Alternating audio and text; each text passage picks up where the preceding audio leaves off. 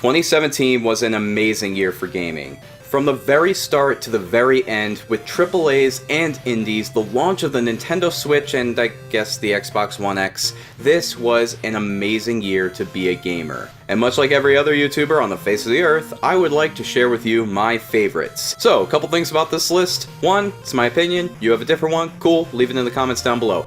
2, I can't play every game that came out this year, so there's a list in the description down below of every game that I did play, along with a shorter list of games that, had I played, they may have made the list, or at the very least they piqued my interest. With all that said, let's get right into the list. These are my top 10 games of 2017. Let's start this video off with some games that didn't quite make the list, but I still highly recommend. Monument Valley 2 is a mind-bending little puzzle game that's just as creative and gorgeous as the first. Definitely a game that should be on your smartphone since it shows just how much mobile gaming is capable of. Neo is a super fun action game with a deep, complex combat system. I'll have a full review coming soon, but despite the shortcomings that keep it from making the list, it's a great game that I can recommend to anyone looking for a challenge. Doki Doki Literature Club is a fun visual novel horror game with a few interesting twists. It's not something I can go much further into without spoiling, but if you want to check it out, it's available on Steam for the low price of absolutely free. Even if you're not into visual novels, this might be the game to win you over. PlayerUnknown's Battlegrounds is a fun multiplayer thriller that took the world by storm. It's a really intense game with both solo and squad matches being awesome to play. Not to mention Battle Royale was my favorite book of all time, so it gets brownie points for bringing that to life. With those out of the way, let's move on to the top 10 list, starting with...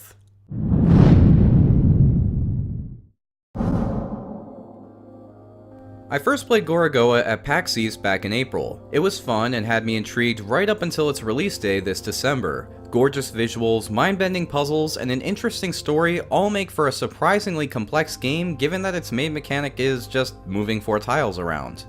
And sure, that is all you do in this game, but it's how those tiles are presented, finding what lies underneath, and figuring out how everything fits together that make this puzzle game find that perfect balance between challenging and frustrating. If you haven't heard of this game and think it looks cool, I highly recommend trying it out. It's a short but sweet experience unlike any other.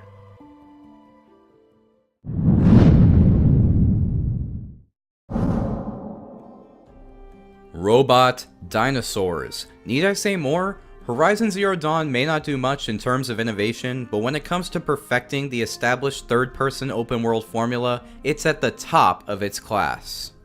Following Aloy on her journey to find out her role in a world that looks down on her and figuring out just how this post-apocalyptic world came to be are fascinating, and the combat always stays tense. No matter how many times you've taken one down, a Thunderjaw is still terrifying.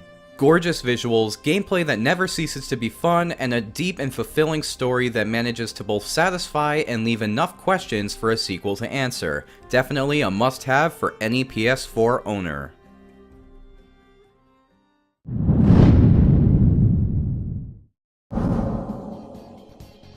Persona 5 is a game that surprised me this year. I've never played any of the Persona games, and when I was told this one would take over 80 hours to beat, I figured it would quickly become boring, or at least repetitive. And yeah, the game has its slow parts towards the middle, but I was surprised to realize that after finishing an 85-hour playthrough of the game, that I still wanted to go back in to play New Game Plus. Part of that is because of just how slick everything is. Menus pop and bounce around, and everywhere you look in this game, your eyes are always being assaulted by something moving around, and it's always gorgeous. Even combat rarely gets stale, as it's always switching things up to keep you on your toes. It can be as deep or as shallow as you like, and you should be able to have fun with it either way. Beautiful visuals, an entertaining story, and snappy, tactically challenging combat mechanics come together to make the standout RPG on PS4.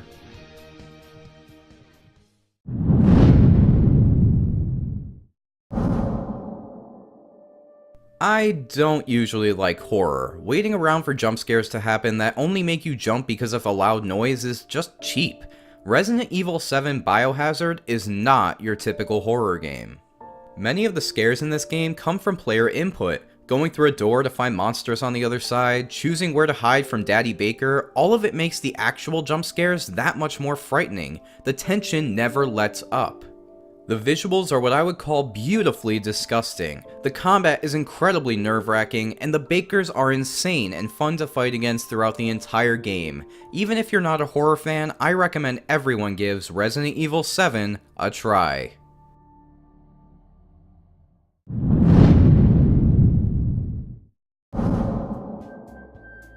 Visual novels were never really my thing. I'm a slow reader and never really gave them a fair chance. Not to mention, many of them are kinda like this.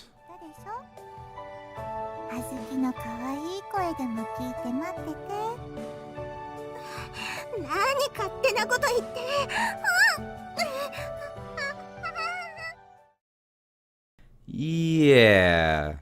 That all changed this year with the Danganronpa franchise. I played through all 3 main games and watched the anime, and after all of that, I can easily say that Danganronpa V3 Killing Harmony is my favorite of the bunch.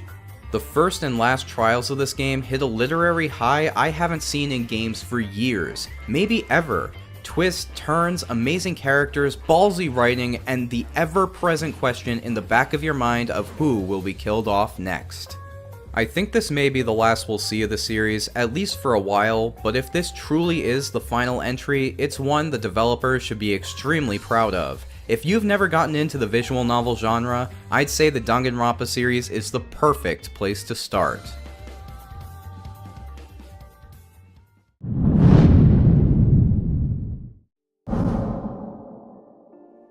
Every once in a while, a game comes along that redefines what its genre is capable of. This year, What Remains of Edith Finch did just that for walking simulators. Going through the house as Edith, reliving all of the last moments of her cursed family's deaths one after another, with each offering new gameplay mechanics that only serve to enhance the story being told, it's an amazing experience from start to finish. Wholly unique, wholly original, and if you're looking for an amazing story with superb voice acting and philosophical ideals with abstract imagery, What Remains of Edith Finch should definitely be in your library.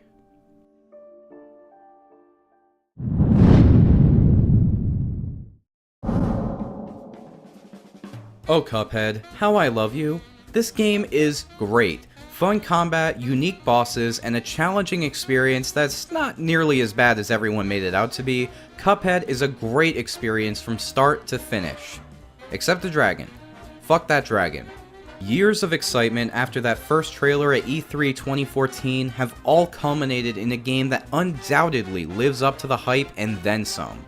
And of course, I can't mention this game without talking about one of its biggest selling points, the music. Fun, bouncy, big band tracks and smooth jazz make every single fight an absolute delight to play. I guess the visuals are cool too, if you're into that sort of thing.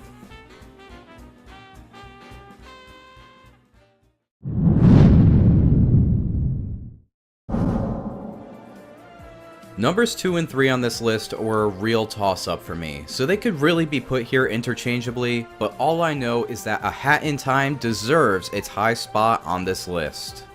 Everything about this game screams that it was made with love. The callbacks to 3D platformers of days past, the cutesy story and main character, the near-perfect control scheme that allows for free, open movement with a lot of momentum, A Hat in Time has it all.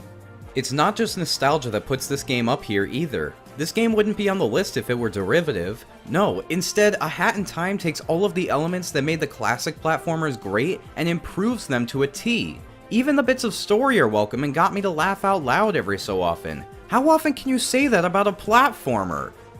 I can't wait to see what Gears for Breakfast has in store for this game and just how far they can go in the future. If you haven't tried this game out and want another 3D platformer fix, A Hat in Time is exactly what you're looking for.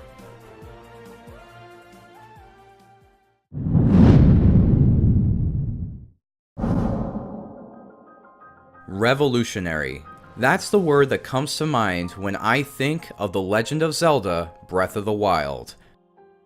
To describe this game as anything other than incredible would be a disservice. Open world games typically try to give players a list of objectives or points of interest to ensure that the experience is never boring. Breath of the Wild takes a huge risk by trusting the player's sense of exploration. Going from one end of the map to another might result in nothing, but if you stop to take a look around, you're bound to find something, whether it's one of the 900 Korok seeds, a new shrine to tackle, or just random events sprinkled throughout the entire game world. This has quickly become my favorite game in the Zelda franchise, and it's one I can't wait to go back and play when I have a chance to try out the DLC. If you want to have a true adventure and explore a unique world just bursting with secrets, you can't go wrong with this game.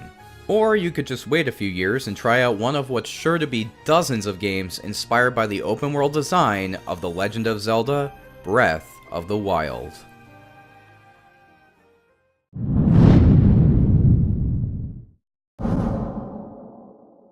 Super Mario 64 is my favorite game of all time. It offers fun and freedom everywhere you look.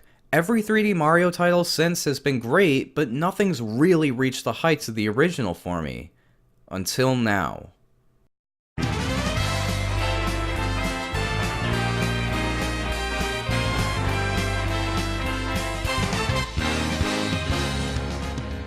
Super Mario Odyssey is the game that convinced me to buy a Switch, and this game alone makes the console worth the purchase price. Imagination and fun burst out of every piece of this incredible game. Taking over enemies, using different techniques to cheese through the game only to discover the developers intended for that option, all of it combines to make this the quintessential 3D Mario game. To be fair, I still love 64 more because of its more focused nature and lack of filler, while Odyssey does have quite a few bits of repetition, but that doesn't mean that Super Mario Odyssey isn't just as much a masterpiece as its predecessor. It doesn't do much different, it doesn't have much innovation, but what it does do is take every element from 3D platformers over the years and polish them to perfection. Beautiful, nostalgic without being exploitative, and most importantly, fun. Super Mario Odyssey is a must-play for any Switch owner or gamer in general, and my personal game of the year for 2017. There's no time to waste, so let's do the Odyssey.